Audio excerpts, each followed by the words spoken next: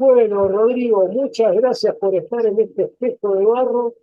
Este, mucho tiempo para que Gardel regrese y mucho tiempo también, no sé si mucho tiempo, pasó la pandemia y tuve el gusto de conocerte en un Zoom que hiciste para hablar de Gardel, pero me voy a retrotraer a otras.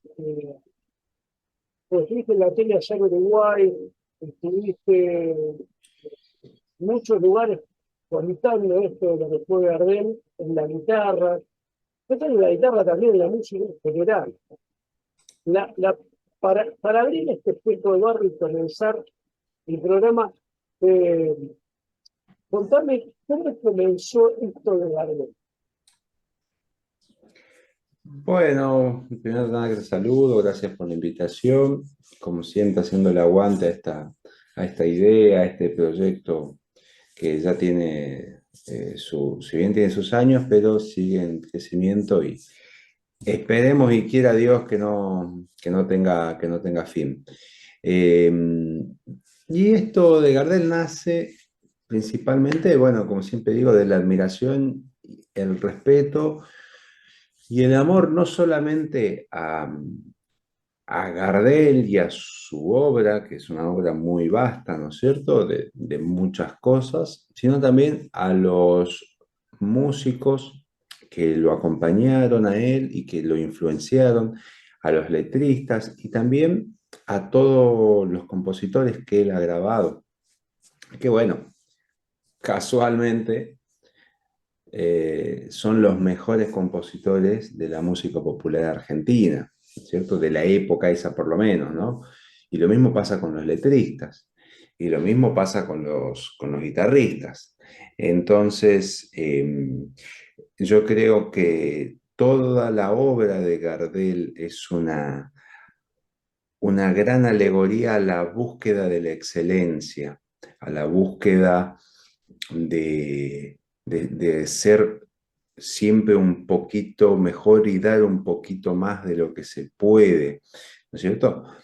Pensando además que él era un fenómeno y él creo que era muy consciente de que era muy bueno, pero él trabajaba como si fuera el peor. Él trabajaba como si no tuviese ninguna aptitud para el canto. Eh, y cuando no sabía hacer algo, quería estar rodeado de los mejores. Y no es que yo lo diga, pero si uno se pone a repasar la nómina de grabaciones, los compositores, como decía, los letristas, y luego elegir a los músicos con que él quería subirse al escenario y realizar sus grabaciones. Yo creo que ha sido una persona de una extremada inteligencia y abocado a su trabajo en busca de la excelencia. Bien, y contame una cosa, porque la otra vez tiraba un programa de televisión que preguntaba, ¿Gardel es uruguayo, argentino o francés? No ¿Cómo, para, cómo? Gardel es uruguayo, argentino o francés. Mira, yo lo mismo que respondí. Sobre ese tema, digamos, sobre la nacionalidad de Uruguay, de la nacionalidad de Gardel, hay mucho material, hay mucha bibliografía, pero también hay muchas cosas que por ahí son desproporcionadas, ¿no es cierto? Y nosotros, o por lo menos la lectura que yo quiero generar es, bueno, Gardel fue un artista, como decíamos recién, y capaz el más importante de la Argentina. Para mí, sin duda, fue el más importante de la Argentina, por su trascendencia, por su vigencia y por la obra, y por el impacto en la conciencia popular que genera, ¿no? Para mí fue el más importante, es lejos. Después podemos hablar de quién podría venir atrás, pero bueno, para mí fue el más importante de jugar. Y hablar del artista más importante de la Argentina y no estudiar su arte, que es lo mejor que nos dejó, Es como si, no sé, hoy quisiéramos estudiar a Messi y nos pusiéramos a ver qué relación tiene con su mujer, si nació en Rosario, nació en Victoria, ¿viste? O cómo se lleva a los hijos. Que está todo bien, uno puede generarle cierto interés para entender atrás del fenómeno, atrás de esa persona que está en el Parnaso tal vez de las cualidades que un ser humano pueda alcanzar y nos pueda interesar. Pero después de eso, entrar en una suerte de búsqueda y hasta de farandulería, ¿viste? De qué le dijo Escayola allá a la otra señora y cómo se lo llevó. A mí me parece realmente un acto desproporcionado para hablar de Gardel. Porque como decimos, si ya no tuviésemos hablado de la técnica de Gardel, de los compositores, de los letristas, ya hubiésemos agotado todo, y tuviéramos todas las matrices de Gardel, las tuviéramos todas en Argentina, y hubiera un resguardo, y tuviésemos un gran museo llamado Carlos Gardel, donde figure toda su obra, la obra de sus compositores, de sus intérpretes, de sus letristas, y las ahí sí podemos llegar a después meternos en otras cosas, porque ya no tenemos nada más que hablar. Somos tan fanáticos que ya no nos queda otra cosa. Bueno, yo lo podría entender, pero creo que hay mucho más para Gardel de estudiar. Y realmente, mi trabajo pretende ser un puntapié inicial hacia eso, digamos, ¿no? A decir, bueno, muchachos, todavía hay mucho más que estudiar de este buen hombre que es inmortal. Vos lo escuchás por la calle o hasta en un entorno que no sean de músicos y vos realizás algo bueno o bien y sos Gardel. Es adjetivo superlativo, Gardel. Eso que no pasa ni siquiera pasa con Maradona, por ejemplo, que supuestamente es el ídolo máximo. Bueno, ahora no, estaría un poco más peleado, pero no pasa, nadie dice, haces algo bien, sos Maradona, pero sí sos Gardel, ¿no es cierto? Es algo muy fuerte que pasa, ¿no es cierto? Y está realmente metido entre nosotros, y bueno, hay que rescatar como te digo, yo creo que lo que mejor nos dejó fue la obra, su trayectoria, su mirada de lo que puede ser, lo que puede hacer un artista, eh, y después entendiendo él cómo fue transformándose el trabajo, el trabajo del artista, el trabajo para superarse todos los días a sí mismo. eh, lo digo y me lo digo a mí, ¿no? O sea, como para aprender de ese, ¿no?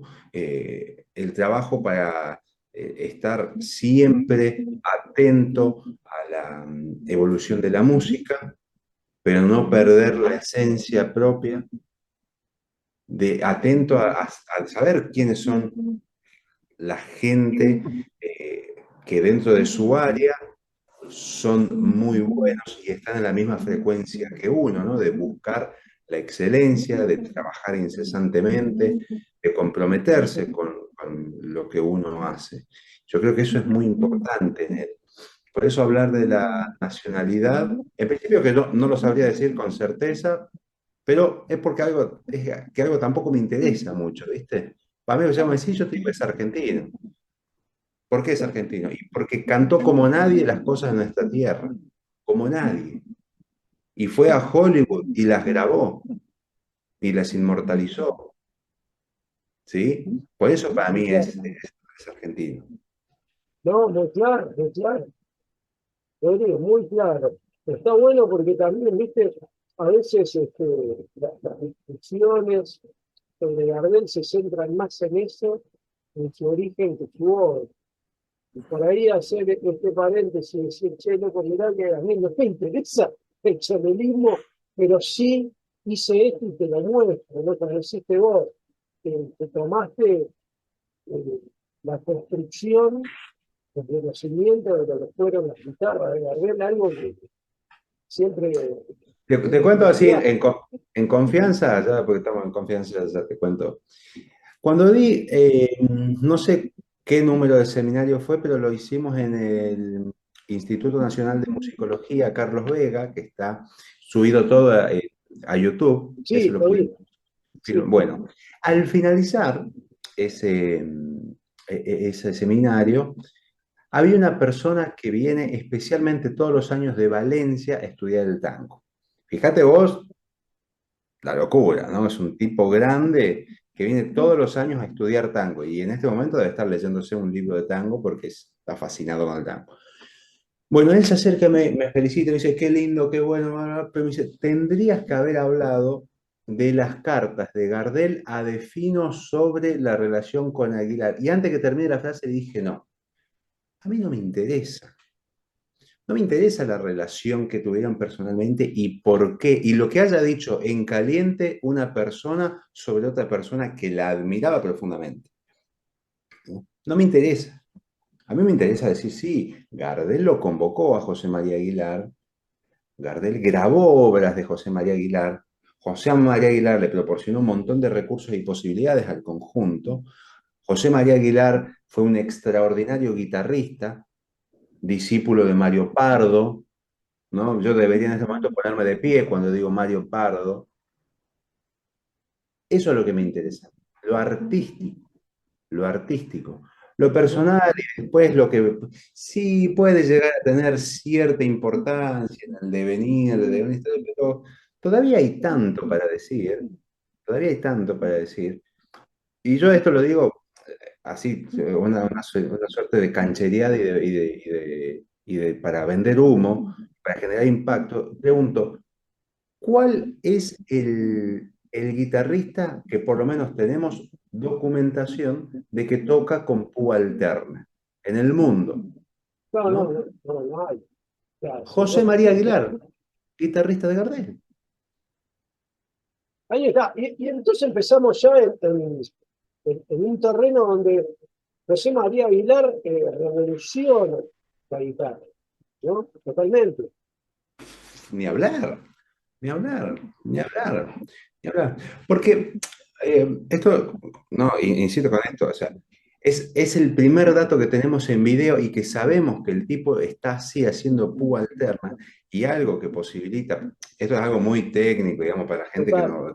que nos va a escuchar, decimos una cuestión muy técnica que lo importante es que posibilita el doble de notas en el tiempo, ¿no? O sea, ir más rápido, tocar más o generar ciertos efectos como los trinos que generaba, esos trémolos Sí. bien lindos y pulcros y cantados que generaba José María Aguilar.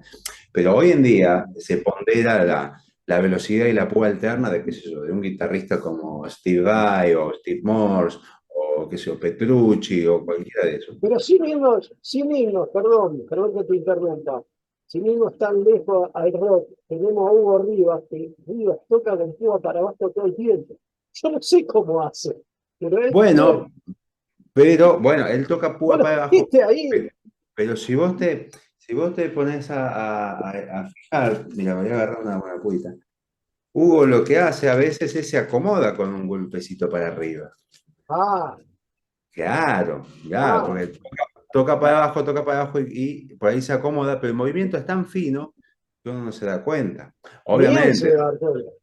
obviamente que para abajo él tiene un nivel preocupante. Eso para mí ya es como, no sé, es preocupante que tenga es muy, muy grosso, ¿viste? Está a un nivel muy, muy superlativo. Y yo una vez le pregunté, la púa externa, no, no, la púa siempre para abajo, me dice. Digo, Sí. ¿y cómo hace para ser tan rápido? Practicando. Está bien. Y para él es todo fácil, para él es todo fácil, Ah, para él es todo fácil, ¿viste? No, no, extraordinario. no, no, eso no es una locura. Otro Y, Messi, otro Messi.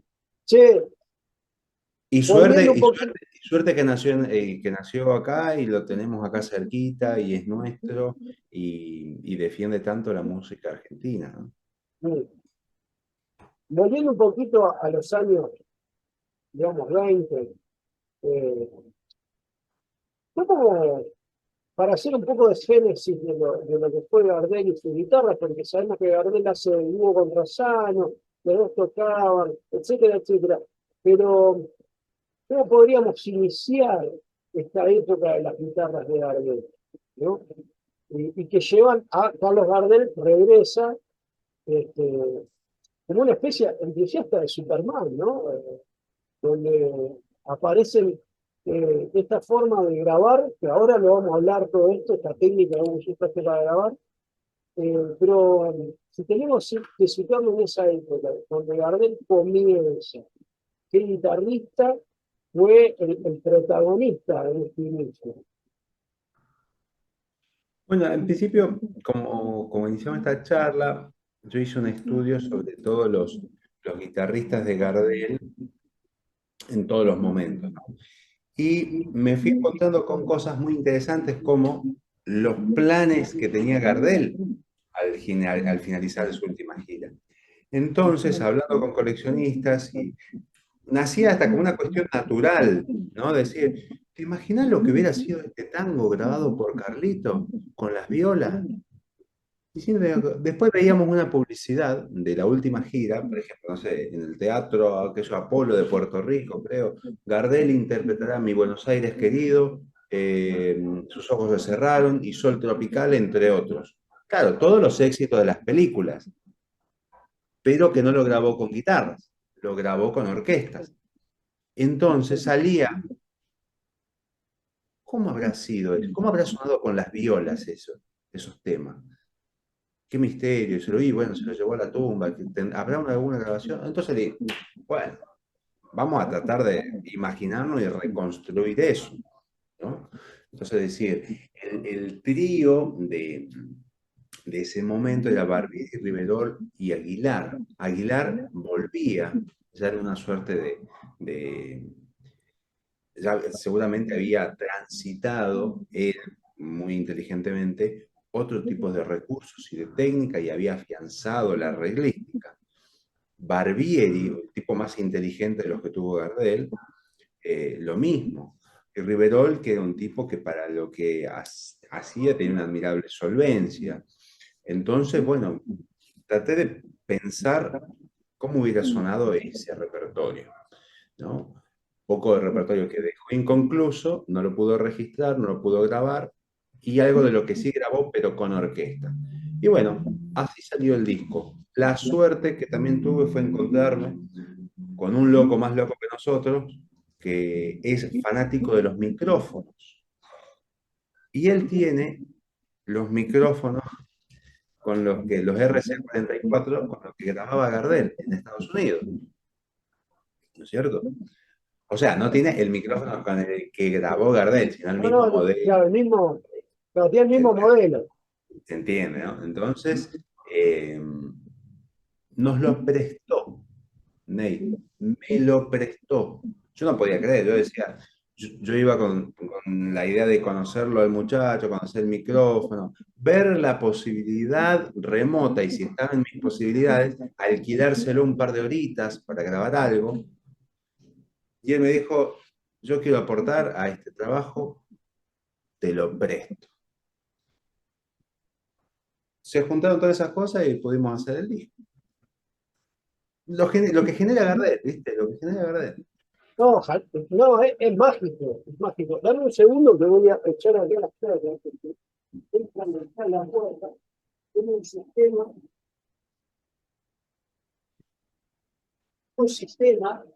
y la puerta se abre y se cierra para que no se vaya a encarecita, ¿viste? Y tengo una perra que le gusta golpear la puerta.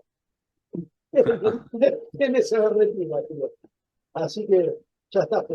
Este, bueno, nota para editar, seguimos. Eh, eh, además de todo esto que es la curiosidad de Gardel, ¿no? Yo tuve el gusto de tener a mi abuelo que todo el tiempo cantaba Gardel, y hablaba de Gardel, qué películas, ¿viste? Y cuando vino el VHS y todo esto, él se compraba los cassettes. Eh, y me encontraba todo el tiempo con algo viejo, ¿no? Por esto tiene muchos años. Y mi abuelo me decía, eh, Gardel es mágico. es mágico, no hay explicación todavía. Pero no me quiero centrar en Gardel como el mágico. Eh, las guitarras de Gardel tienen una característica. Yo de Gardel es como escuchar las guitarras de Citarrosa, ¿no? Uno escucha Citarrosa, escucha esas guitarras y dice, ah, Citarrosa. ¿Qué es lo que hace esa característica? ¿Qué encontrás vos que hace esa característica de guitarra? Bueno, es una pregunta tremenda. Es muy difícil, ¿no? Porque es como decir, como destacar o tratar de definir la esencia de cualquier cosa. Pero creo que la podría resumir en la sensibilidad. La sensibilidad para entender el equilibrio y la claridad con la que uno debe ejecutar la música. No solo digo el tango, la música. ¿Mm? ¿Por qué? Porque cuando las guitarras de Gardel lo acompañan a Gardel, hay una característica sobresaliente, que es que ellos son un soporte musical exacto, con un tempo exacto, donde dejan que la melodía, como es en el tango finalmente, se luzca y la melodía está muy cuidada desde todos los ámbitos que podamos, ¿no? Desde el tempo, desde cómo tocamos la armonía, hasta cómo ingresan los otros elementos contrapuntísticos, ¿sí?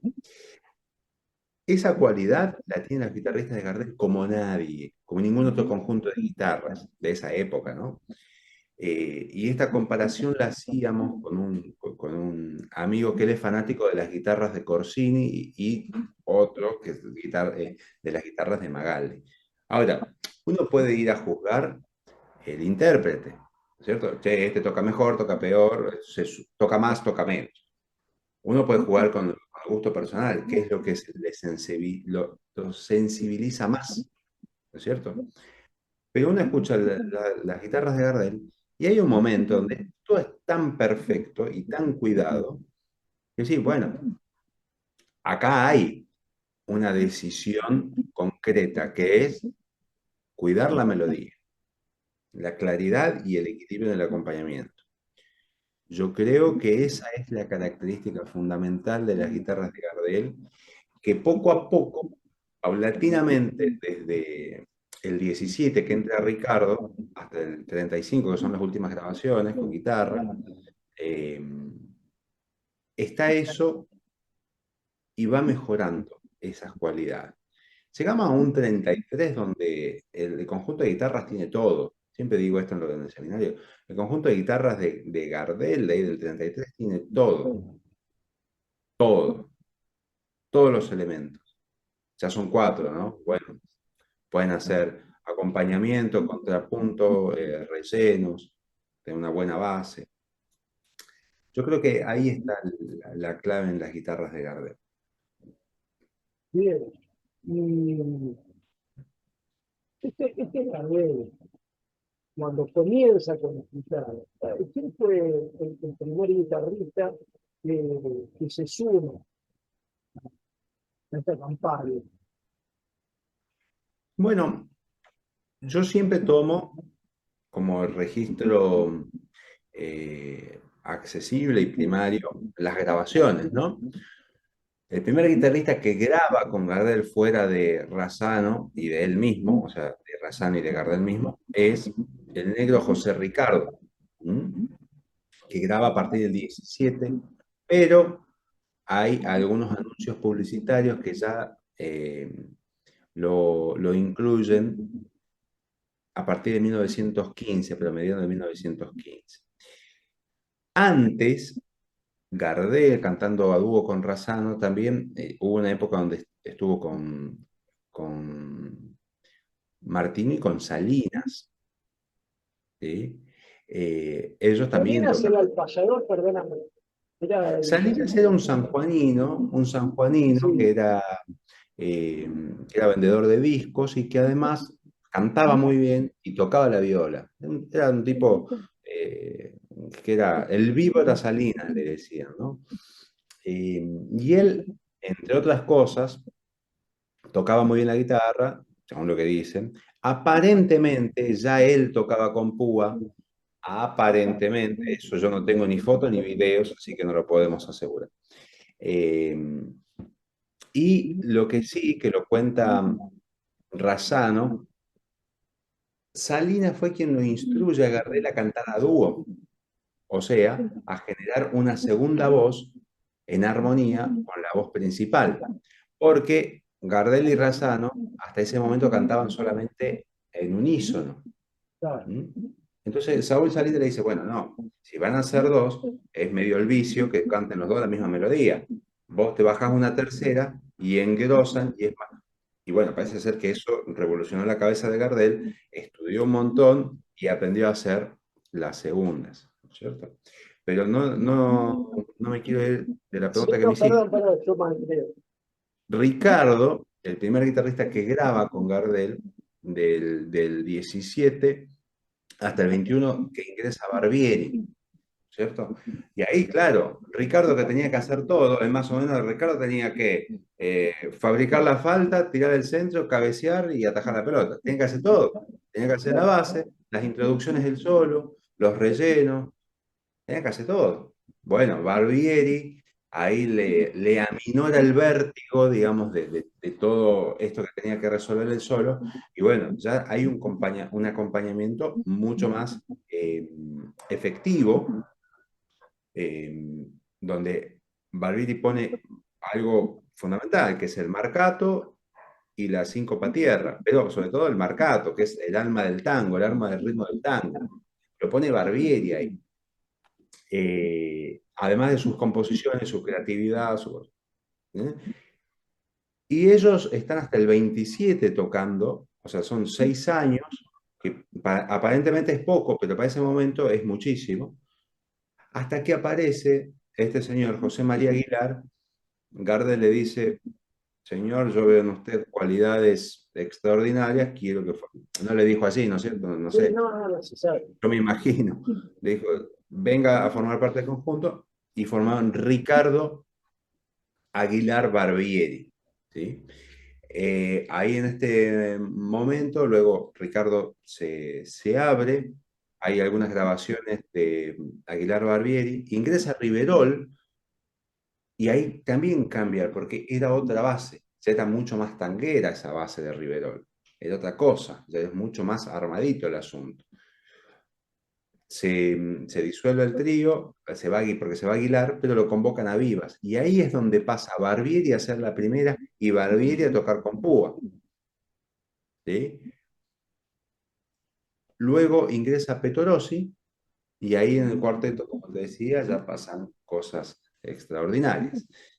Por las composiciones, por lo arreglístico, por la cabeza de Petorossi, también porque él venía de trabajar como 15 años en la orquesta, y trabajar con orquesta te da esa visión capaz que más general y amplia de la arreglística, ¿no? Y de los planos, y de los contrapuntos. Eh, entonces, bueno, yo creo que más o menos la génesis está ahí bien resumida, pero bien contada. Bien, Rodrigo, bueno, vamos un poquito a lo que es Gardel, eh, regresa, el regreso, o sea, es un return, ¿no? De Gardel, con tapa y espada, ¿no? Porque eh, lo hace volver en serio a este cine, ¿no? Y, y este proceso de grabación que comienza. Acá te hago un paréntesis para ir a la edición porque nos quedan 7 minutos, pero si querés, volvemos a abrir otro Zoom y lo seguimos. Porque me Dale, dale, parece, yo puedo editar y seleccionar un montón de cosas, igual la nota después la edito y la mandamos también. dale. Cierro paréntesis. Eh, ¿Cómo fue el proceso de grabación? Te prestaron el micrófono, me imagino que llegaste a tu casa, conectaste toda la consola, la placa y empezaste a jugar. ¿Cómo fue el inicio?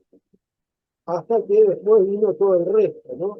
Demostrar a los músicos, etcétera, etcétera. Pero ¿cómo fue en tu cabeza ese inicio? Bueno, En principio, la cuestión fue, luego de haber tenido la posibilidad y ya saber que contaba con la posibilidad del micrófono, mi gran preocupación antes que la selección de temas, antes que los arreglos, era dónde grabamos. Y bueno, casi que por una cuestión de sentido común, decidimos grabarlo en Ion, Estudio Ion, que es donde, bueno, toda la historia del tango, por lo menos de los 60 para acá, está ahí. Están los duendes y grabaron todos, digamos, ¿no? Sargantro, Troilo Pugliese, que yo, Piazzolla también grabó ahí, un montón. Entonces hablé con Osvaldo Acedo y él me dice, bueno, mira, vos lo que querés hacer está buenísimo, nos va a llevar un tiempo, porque yo no quise tocar nada de manera digital, ¿viste? Yo dije, tiene que ser todo natural, de manera física, no quiero que haya ni un ecualizador, ni que se pinche, ni que haya edición, todo como en 1935. Y hasta le dije, grabamos en mono, no grabamos en... No, no, está tranquilo. Él entendió a la perfección todo eso y cuando llegamos al estudio estaba todo armado, porque él ya lo había carburado en su cabeza, junto a Gonzalo Silva, que fue el otro técnico, y le llevó a reloj lo que yo pensé que iban a llevar de horas, le llevó 30 minutos para ecualizar y dejar todo seteado.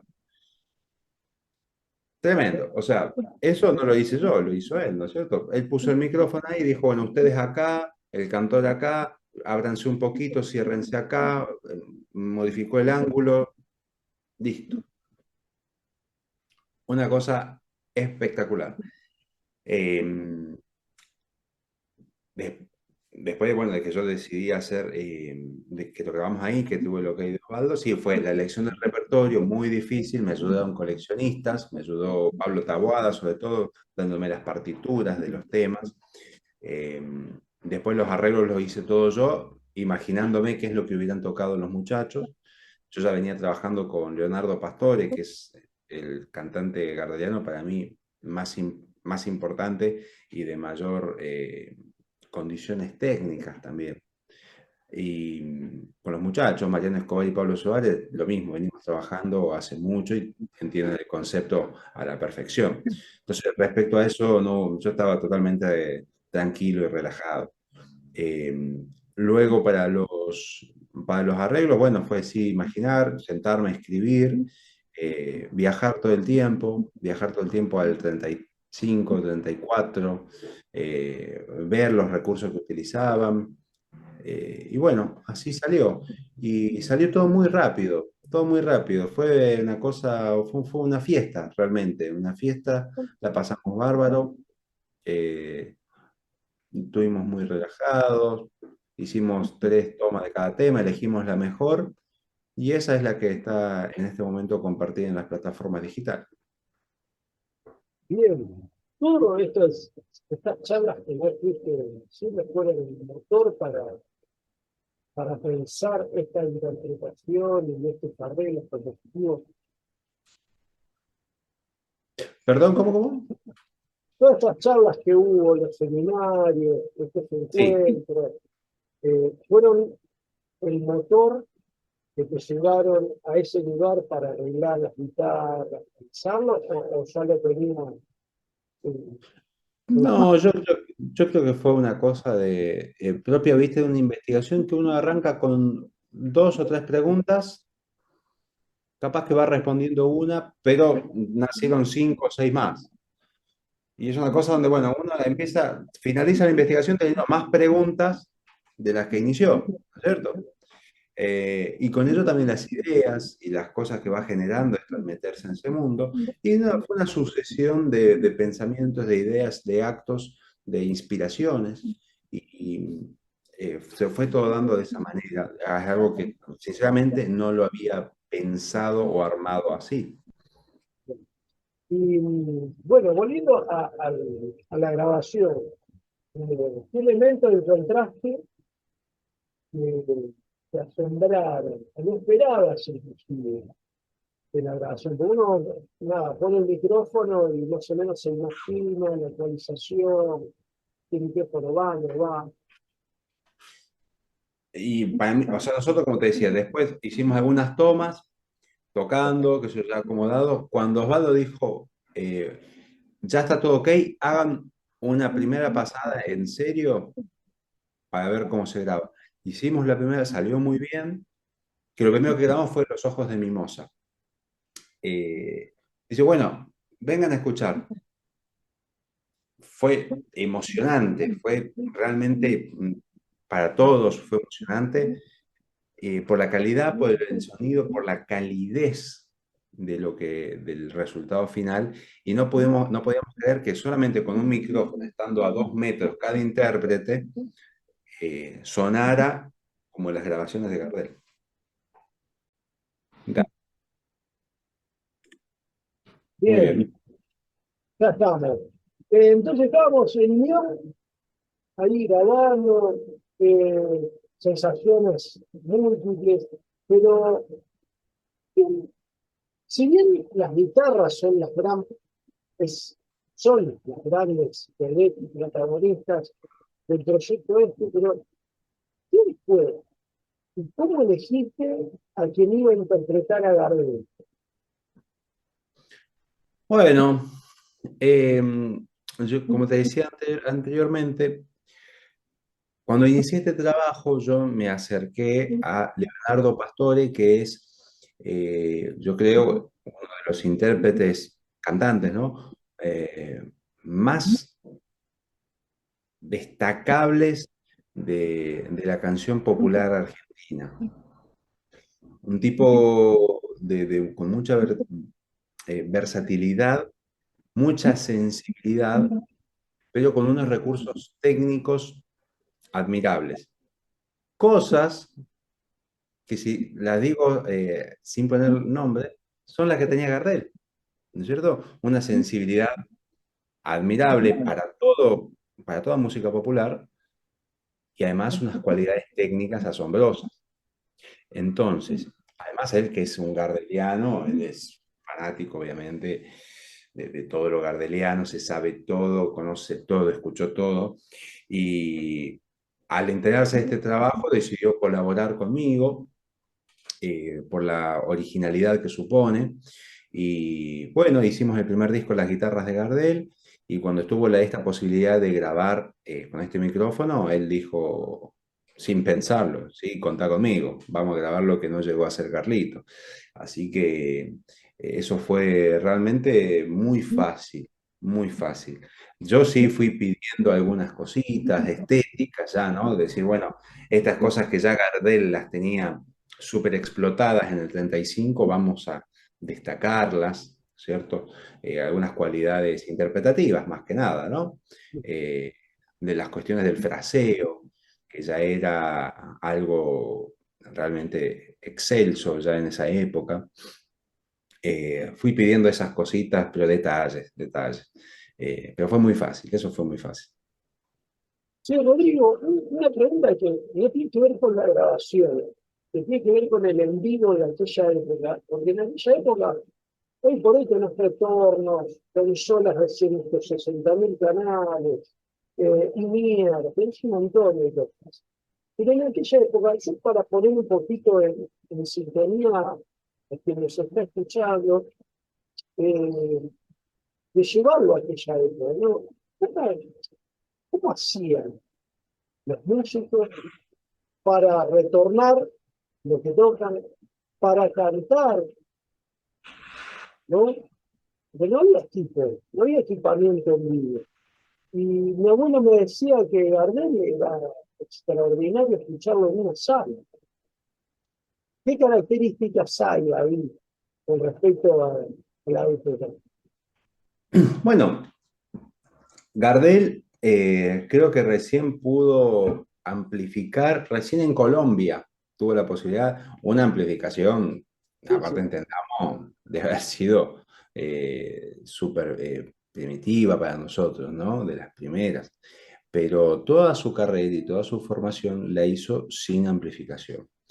Eh, no tenía ningún tipo de monitoreo, de retorno, entonces creo que jugaban mucho con esto de ensayar conocer y estar seguro muy bien de las referencias cercanas, ¿no es cierto?, de lo que tenía el compañero. Yo creo que la voz de Gardel igualmente debe haber tenido una proyección interesante como para ocupar todo un espacio y escucharlo. Pero bueno, tratar de mezclar en esa manera todo desde la mano, ¿no? Una mezcla intencional desde el propio ejecución del instrumento es lo más difícil, ¿no? También es lo que nos costó a nosotros al realizar esta grabación, ¿no? Generar nosotros todo, ¿no es cierto? ¿Qué es lo que se escucha más? ¿Qué es lo que se escucha menos? ¿Qué es lo que queremos que se destaque? Eh, yo creo que ahí estaba el asunto, porque no solamente la grabación, sino también había que tocar en una sala para 200, 250 personas sin ningún tipo de amplificación.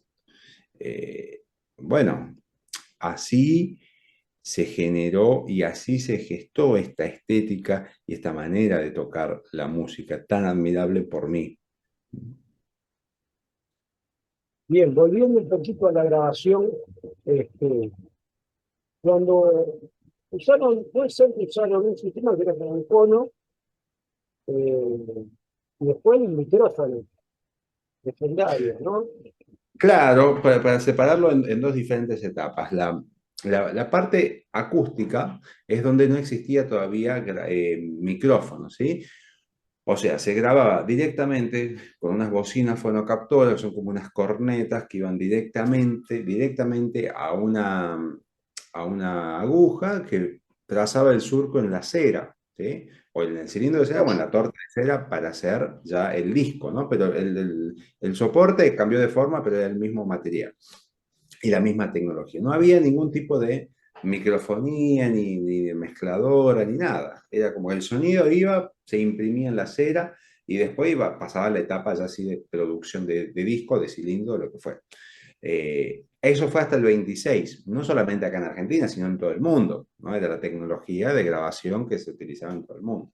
A partir del 26 se empiezan a usar los primeros micrófonos, ¿sí? Perdón, a partir del 25, Gardel ya se decide para grabar a partir del 26, luego de varias experiencias fallidas.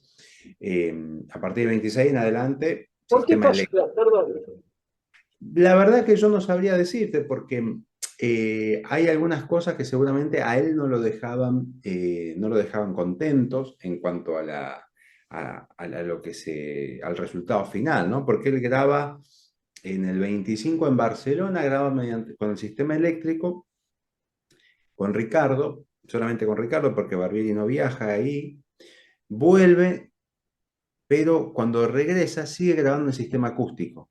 Hace un intento con la nueva tecnología y no se decide, por alguna que otra razón, vuelve al acústico, hace otro intento con la tecnología eléctrica y ahí sí, y ya para siempre, se decide por la...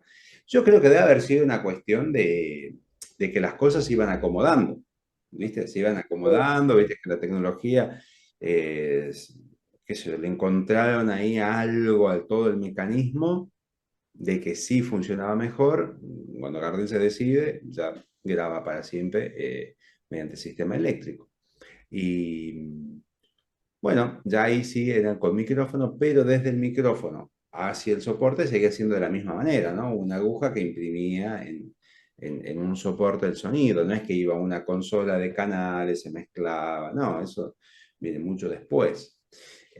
Y así grabó hasta el 35. Sí. Eh, las grabaciones con orquesta, no sé si lo tenés ese arte. ¿Tenés una idea de cómo fue? ¿Lo pudiste investigar? Bueno, hay algunas fotos de orquestas y grababan de la misma manera. Si era con el sistema acústico, los intérpretes se posicionaban de la manera en la que el técnico fonografista los dispusiera, ¿no? Más cerca, más lejos, más arriba, más abajo, porque también ahí consta la ecualización, ¿sí? Eh, bien cerca de la bocina fonocaptora y bueno, el cantante, con suerte, en una bocina aparte, ¿sí? O en la misma bocina que los instrumentos. Y ya de la misma manera. Y con el sistema eléctrico, exactamente lo mismo. Un micrófono, los intérpretes rodeando para captar, para que el micrófono capte todos los sonidos. El técnico de grabación habrá sabido decidir quién estaba más cerca, quién estaba más lejos, más a la derecha, más a la izquierda, más arriba, más abajo, y se tocaba y se grababa. Así. Sí, volviendo al disco que grabaste, los músicos que te acompañan, hablamos de quién interpretaba a Gardel, y ahora los muchachos que te acompañan. Eh, ¿Quiénes son? ¿Cómo se llama? Bueno, Mariano Escobar es un gran guitarrista, muy conocedor de toda la música popular argentina. Y cuando yo te decía esto de tratar de copiarme de Gardel, de buscar a los mejores, de los mejores, creo que en este punto lo he conseguido, ¿no? Eh, Hay algo que es realmente muy difícil de encontrar, que es una buena base, ¿sí? Yo no quiero que ninguno de mis colegas se sienta mal, pero es algo que, de hecho, yo haciendo base no me gusto, ¿viste? O sea, yo tengo que a veces que tocar una base y digo, estoy tocando cualquier cosa, suena feo, sin swing, poco consistente. Y uno escucha las grabaciones de Gardel y tiene esa base que es como, es todo, ¿viste? Va al frente, tiene climas, tiene swing, tiene todo. Bueno, Mariano Escobar tiene eso. Yo por ahí creo que tiene que ver con que él también es cantor, canta muy bien, ¿viste? Entonces tiene un manejo de qué es lo que necesita la melodía para ser acompañada muy incorporado. Tiene esa muy incorporado. Lo mismo que pasaba con los guitarristas de Gardel, porque Barbieri cantaba y Riverol cantaba. Pequeño detalle. ¿Mm? No eran tipos que solamente tocaban y que estaban preocupados por la notita, piti, no. Eran tipos que sabían qué es lo que necesitaba una melodía para ser acompañada. Eso lo tiene Mariano y además lo tiene en todos los ritmos, ¿sí? Porque uno le pone una chacarera, lo sabe hacer, le pone un gato, una samba, tonada, un chamamé, tango, milonga, vals, todo, ¿no? Entonces, realmente es muy bueno. Y Pablo Suárez es un guitarrista que con él trabajamos hace varios años ya, que tiene la capacidad para entender por dónde va la esencia del asunto y no hay que explicarle nada, ¿viste? Es como, aparte, yo al pasarle las cosas escritas, él se las estudia, se las digita, toca perfecto, con un sonido que va muy bien y es un tipo muy estudioso que sabe muy bien cómo tiene que sonar el asunto y cuando todo sale fácil, así es porque, bueno, hay un proceso individual para que se genere eso, ¿viste? Que todo salga fácil. Y ese proceso individual es pensar la cosa, decidirla, ¿no? Y bueno, ya que salga, ya después es todo sencillo. Bien, otra cosa, ¿qué es lo que se espera? ¿Cómo pensás que se viene este caminito? ¿Qué es lo que viene? ¿Qué es lo que crees que va a haber?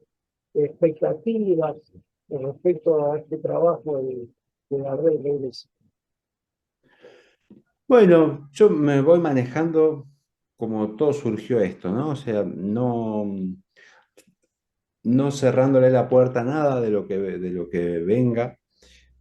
Al contrario, estoy muy receptivo a todo, digamos, ¿no? Tanto a alguna propuesta como a alguna idea, como a alguna información que tenga de otro lado. Eh, y por ahora quiero presentar el disco, que todos la pasemos bien, que sea una fiesta y transmitirlo así a la gente. Y esperar que esto genere como decía antes, una nueva lectura y que se entienda que La obra de Gardel todavía está vigente, porque está vigente el contenido de esa música, está vigente la manera de interpretar la responsabilidad con la que uno trabaja para ello. ¿Qué es lo que hace que sea vigente la música de Gardel? Y Teniendo en cuenta que pasaron 100 años. el contenido. Bueno, no sé, esto no lo digo yo, pero qué sé yo, que un director de cine como Almodóvar decida poner una obra de Gardel para una película profunda como Volver, te da cuenta de que esa canción no pierde vigencia. ¿Sí?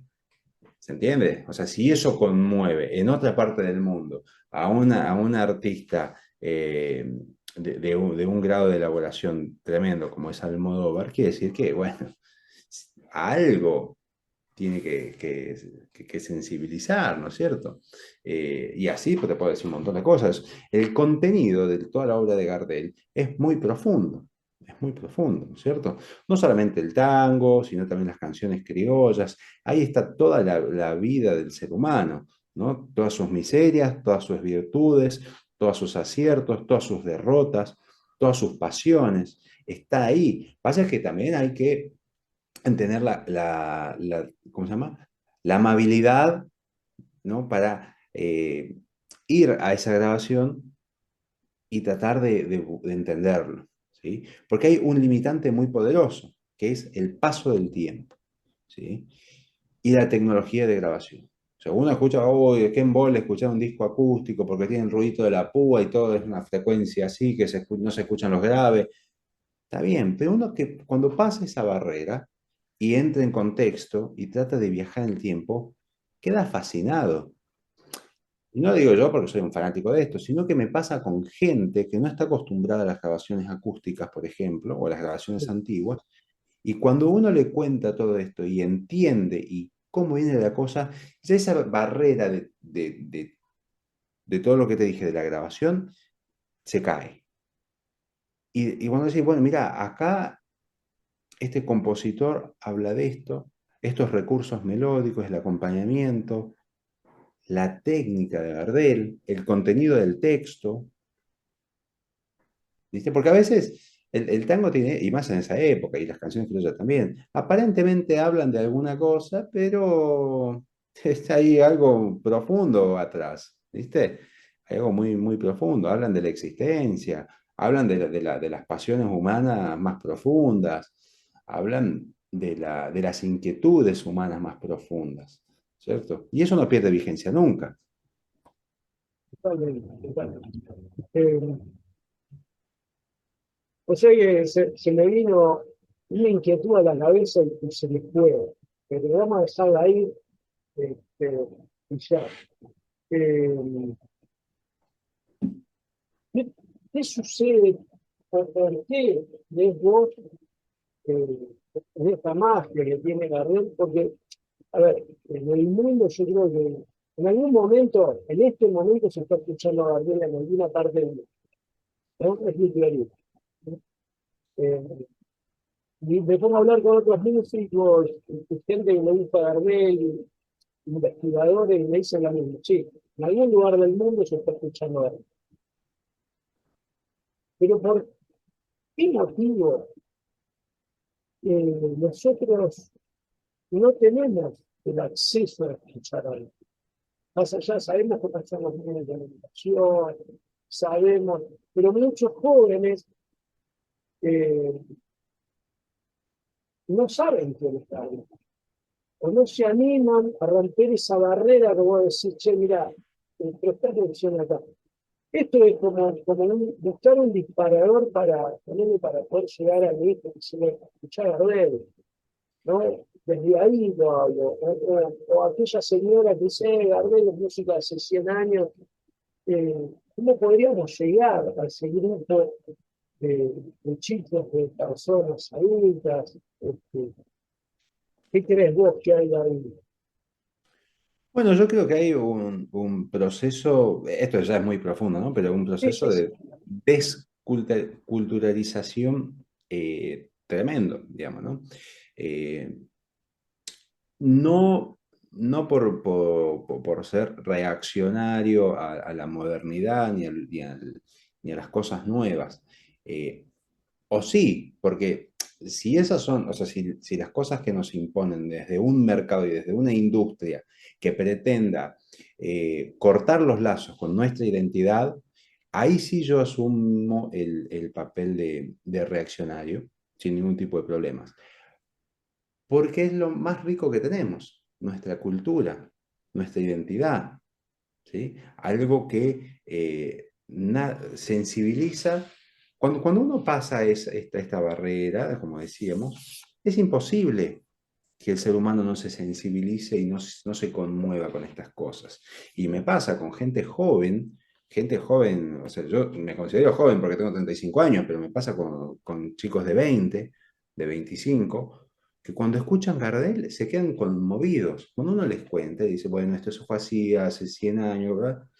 Entienden por dónde va la cosa, y si alguna palabra no la entienden, o si por ahí no la entienden porque la grabación no deja que uno entienda, ¿no es cierto? Por ahí el recurso poético tampoco lo comprenden, o la melodía, ¿no es cierto? Porque eso es normal de cualquier persona, me pasa a mí, yo le pregunto a un amigo, che, ¿qué quiere decir acá con esto? Bueno, eso voy, ¿no?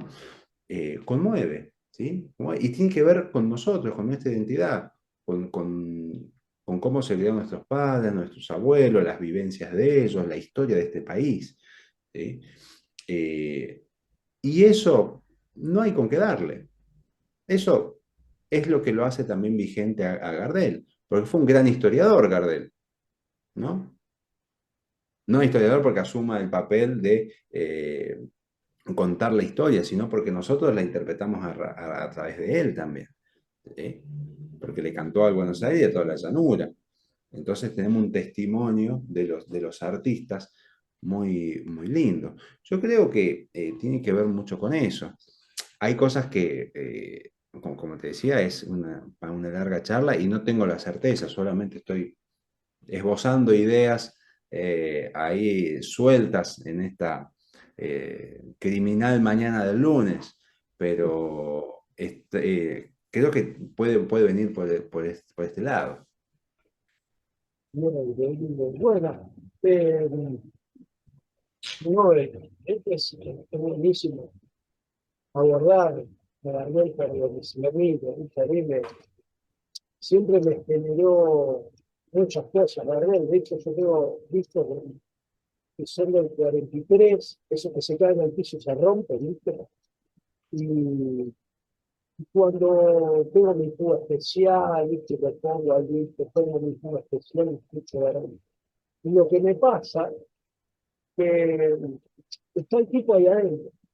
Realmente, o sea, lo que me sucede es que yo tengo Spotify, escucha Gardel, tiene su quiere, esto que te está. Sí, cuando pongo el disco, está el loco ahí adentro. Yo sé que si abro la caja, salgo el parlante y me meto adentro de la casa, va a estar Gardel con los guitarristas cantando. Eh, esto de la época, esta cosa que genera Gardel de este ser mágico, casi mitológico, podríamos decir, porque, eh, ¿no? Si bien no es una leyenda, es algo que existió. Eh, ¿A vos qué te genera? ¿Qué es lo que a vos te mueve internamente en las críticas? Bueno, como decíamos recién, a mí me conmueve mucho el realismo con el que se maneja, ¿no? Por ejemplo, anoche tocamos un repertorio puramente criollo, ¿sí? Puramente criollo, de canciones criollas de Gardel. Y en ese momento yo había pensado algunas cositas, después, bueno, me fui de guión porque me conmueve la vigencia y lo que se interpreta y qué es lo que uno pretende transmitir. Eh, por ejemplo, hay una canción, ¿no? Suena guitarra querida, que Gardel la graba en el 19, si mal no recuerdo, y después la vuelve a grabar en el 33. Eh, Suena guitarra querida y uno dice, bueno, sí, le pide a la guitarra que suene. Sí, pero uno se pone a ver ahí la relación que tiene primero, ¿quién es esa persona? ¿No? ¿Con qué lenguaje habla? ¿A qué le pide? y en qué condición le pide. Y es estremecedor, conmueve. No es algo para pasar el rato, ¿no? Es como un disparador de idea y de imágenes, contada en 2 minutos y medio, con un ritmo muy nuestro. A mí me parece fascinante. A mí me parece una obra de arte tremenda, tremenda, que genere tanto de eso. Y así me pasa con todo lo de Gardel.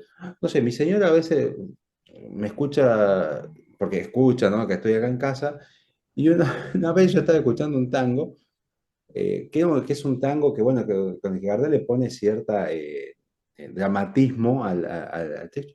Y yo me reía siempre en el mismo momento. Y me dice, siempre te vas a reír en ese momento. Y siempre me sorprende, me conmueve. No sé, me, me me genera eso de que estoy dejo que la historia me lleve y cuando llega ese momento me sigue sensibilizando de la misma manera como si fuese la primera, ¿no? ¿Y Como, qué obra como es? 10 y 20. Obra, ¿qué obra es? Ah, perdón. Esa era, pará, la que te decía Que vos que te se reías. reía. Sí, sí. Enfundá la mandolina, enfundá la mandolina, ¿Y, enfundá la mandolina. y qué sucede ahí que te hace reír? ¿Qué es lo que te dispara la... Bueno, primero lo que más me queda pensando siempre es qué trampa del compositor, pero qué trampa, qué tramposo de poder contar una realidad social de ese momento totalmente oscura, porque es un tema que tiene mucha oscuridad, pero te lo cuenta desde el gracejo, Sí, digamos, ¿no? O sea, si uno se pone a analizar, en el clímax de la poesía, él evidencia una relación de este supuesto viejo verde que tiene que enfundar la mandolina, que ya no está para serenata, te mete una situación que decís, loco, ¿qué está pasando acá? ¿Qué tipo era un proxeneta? ¿Qué onda? ¿Con quién vivía? La relación de la mujer, de esa piba que tenía con él viviendo, ¿qué relación tiene? ¿Ah? Que le dibuja una cruz carmín. Es muy raro. Qué trampa que te hacen los letristas y los compositores de esa época. Porque detrás de una canción así, humorística, hay una realidad muy profunda y que es testimonio de lo que pasaba en ese momento. Es tremendo eso, ¿eh? Es tremendo. Porque no pasa con muchas músicas así, ¿no? Que sea melódicamente hermoso, un intérprete genial, un acompañamiento exacto, una obra que te hace reír, pero además te deja pensando, ¿qué pasa acá? ¿No? Es una obra de arte muy completa. sí, se me viene, ay, pero no me acuerdo de la canción, que de algún modo los guitarristas de atrás, sí, porque está en la grabación, algo, o le hacen un chiste a Gardel, o algo sucede, que Gardel inclusive se tienta, pero él no deja de cantar, él sigue cantando, pero se Bueno, siente en el ambiente. bueno, pues puede ser como, por ejemplo, Che Bartolo, ¿qué pasa eso? Que al final se siente a Gardel que tira como una risita y sigue cantando, porque bueno, es así el tema, ¿no es cierto? Ese tema también tiene Ah, mucho. que Barbieri le dice algo, Claro, claro, sí, sí, se sí, escucha ahí a Barbieri de atrás decirle algo. sí, sí, sí, sí, sí. Bueno, eso pasa mucho, ¿no? Y con los temas, a mí me encanta tocar esta cuestión de los temas humorísticos, porque todos estos está disfrazado. Una situación real, muy cruda, de el humor o el gracejo popular, ¿no? Picaresco. Está claro y que tiene mucho del ser humano. O sea, uno pone, pasa que yo entiendo, ¿no? Hoy los tiempos cambiaron y algunas sensibilidades no está bueno hoy en día tocarlas. Pero yo creo que está bueno acudir a ellas para que sea un reflejo de cómo se vivía, ¿no es cierto? Porque hay que contar, porque no era todo así, tan bonito. Y en este caso, como te decía, de enfundar la mandolina, sigue habiendo proxenetas, y es una miseria humana que exista. Y esa es la vigencia de la obra. ¿Eh? Porque no estoy contando, no está contando algo que pasaba hace 100 años y que hoy no pasa. No es que hay un empedrado o es una calle de tierra que acá en la ciudad ya no pasa, o es que es un carruaje, no es el organito. Estamos hablando de un proxeneta que sigue habiendo. Lamentablemente, en la sociedad de hoy, 2023, sigue habiendo. Y ese es el clímax de esa obra, por ejemplo. O de cualquier tipo que vive de las minas, ¿no? O, qué sé yo, del trabajo infantil, ¿no es cierto? De la madre soltera. Eso también es, qué sé yo, hay un tango que se llama La Violetera, 1926. Gardel lo graba de Ayeta y Jiménez. Evidencia el trabajo infantil, evidencia una situación que se vive en el contexto en el entorno de un cabaret, y evidencia a la madre soltera, que para esa época, viejo, hay que contar la historia de una madre soltera en 2 minutos y que Claro, no parezca como una crítica social impactante. ¿Sí? Es muy fuerte. Gardel muy comprometido, ¿no? Con la sociedad. ¿Cómo? Gardel es un tipo muy comprometido con la sociedad de la época. Yo creo que tenía una sensibilidad muy, muy grande, digamos, ¿no? O sea, un tipo que si bien se lo ven todas las fotos bien y sonriendo con un porte y con una integridad admirable, un tipo que se sensibilizaba por varias cosas. Porque esa elección nadie le elegía los temas, creo que los elegía él, ¿no es cierto? No ha sido casualidad que elija, qué sé yo, Griseta, ¿no es cierto? Una mujer que tiene que buscarse la vida de la manera que puede y que finaliza la misma de la manera que puede. Eh, no creo que haya elegido grabar La Violetera, como te decía recién, porque le gustaba solamente la melodía.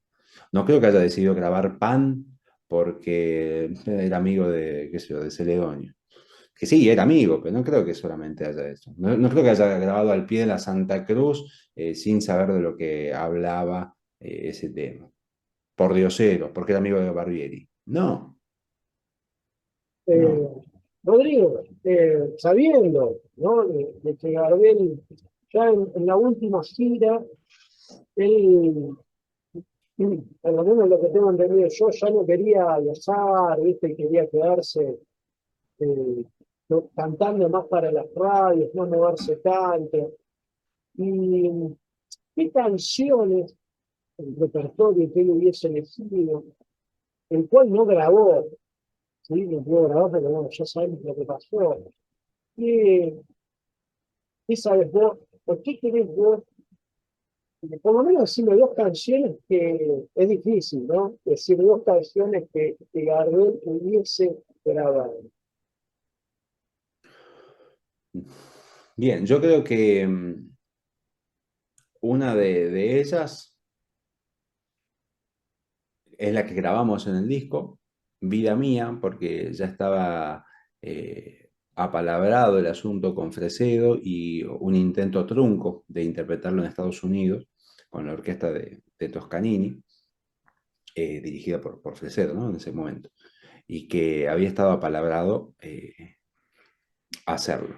Y otra, El Aguacero, en las mismas condiciones que te estoy contando. Y elijo eso porque son dos muy distintas, ¿no? Una muy romántica, linda, con mucho lirismo, con una exigencia técnica muy, muy, muy grande, como es Vida Mía. Y El Aguacero tiene algo eh, que es una obra de arte tremenda de la llanura pampeana, Y yo hasta el día de hoy pienso, ¿cómo hubiera sido interpretado por Gardel esa obra de, de Castillo Castillo, ¿no? Padre e hijo, José González y Cátulo? Eh, no sé, no sé, es una cosa que tremendo, tremendo cómo hubiera sido esa obra tremenda cantada por Don Carlos, que le canta la llanura, que describe como muy pocas la vida, la esperanza, todas las inquietudes que puede tener el hombre, el boyero, digamos, ¿no? Y todas las apreciaciones que tiene eh, en ese silencio, en ese espacio para pensar tanto y para reflexionar tanto sobre la vida. Qué bueno, Rodrigo. Bueno, ya estamos llegando al final de este espejo de barro. Bueno, primero muchas gracias por tu tiempo y esta extensión que hicimos para hacer esta entrevista y este contenido que después yo lo voy a subir completo sin editar porque está bueno, está más referencia de todo, ¿no? Eh, y pedirte así una reflexión sobre todo esto que hiciste, eh, ¿qué esperaste? Por ahí no esperaste nada, eh, ¿qué te generó? ¿Y qué tenés acá adentro? Bueno, yo espero que con este trabajo se vuelva un poco a lo que hablamos en toda la charla esta, ¿no? A a la esencia propia nuestra de hacer música, a ese criterio con el que se manejaban estos muchachos, para hacer música me refiero, ¿no? Eh, que se evolucione, que se mejore sobre ello, ¿sí? Sobre nuestra real base identitaria musical, que es muy rica, muy extensa, muy compleja, eh, y que bueno, se entienda, se ponga en contexto esto y genere, que tome nuevas formas. Eso me encantaría. Y yo creo, yo en principio tengo una alegría muy grande al saber de que gente joven se me acerca y se me dice, no había pensado tal cosa de Gardel, o me dice, no había escuchado nunca tal tema de, no sé, de Magaldi, nunca había escuchado la orquesta típica Select. Gracias por hacerme notar, qué sé yo, que De Caro era un genio. No sé, esas cosas a mí me llenan de satisfacción, ¿no? Porque es un objetivo cumplido. Bien, y las guitarras de ¿no? Este cierre, ¿qué destacarías? La guitarra de Gardel, y bueno, en principio toda la obra que dejaron los distintos guitarristas, ¿no? Todas las composiciones inmortales, ¿no es cierto? El principal creo que fue Barbieri, por la cantidad de obras que nos dejó, pero también, bueno, dejó muchas y muy lindas, Aguilar, también dejó muchas y muy lindas Ricardo, y bueno, después todo el sacrificio del trabajo para acompañar al mejor del mundo, al número uno, no es fácil. Entonces, yo creo que el trabajo, la búsqueda de la excelencia, la inteligencia, y el probar constantemente creo que es lo que podemos heredar muy contentos de esos muchachos. Bueno, Rodrigo, muchas gracias y bueno, para que te despidas tenés estos segunditos. Bueno, gracias a vos por esta linda charla. Gracias también a Yamila de la Fuente que hizo el nexo entre nosotros. Y invito a eso, ¿no? A escuchar y a no perder de vista nuestra música, nuestra esencia, que tenemos una de las músicas más seductoras y más admirables del mundo.